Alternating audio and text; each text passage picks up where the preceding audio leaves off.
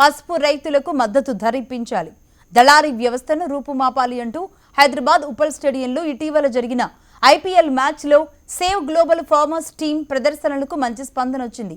జై జవాన్ జై కిసాన్ అంటూ ఆకుపచ్చ కండువాలతో సేవ్ గ్లోబల్ ఫార్మర్స్ టీం వినూత్న ప్రదర్శనకు ప్రేక్షకుల మద్దతు లభించింది.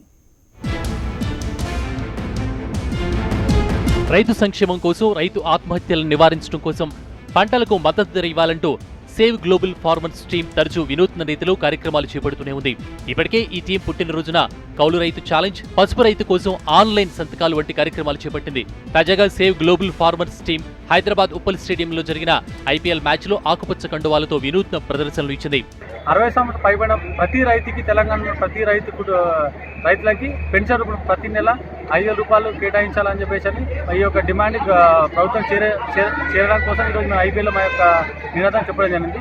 అది ఐపీఎల్ వచ్చే ఆదాయాన్ని ఒక 1% ఆదాయాన్ని రైతుల సంక్షేమ నిధికి పంపాలని చెప్పేసి మా యొక్క డిమాండ్ గవర్నమెంట్ చెప్తుంది. వృద్ధ రైతులకు పెన్షన్ ఇవ్వాలని, దళారీ వ్యవస్థను రూపమాపాలని, పసుపు రైతులకు మద్దతు ధర ప్రకటించాలంటూ ప్రదర్శనలు చేశారు.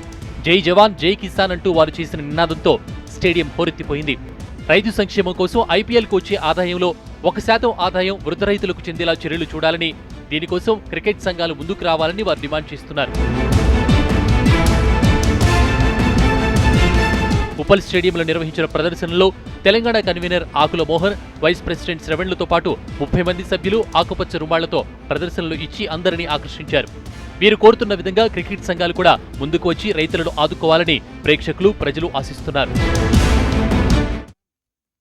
బులెటిన్ ఇప్పుడు మరో స్మాల్ బ్రేక్ తీసుకుందాం.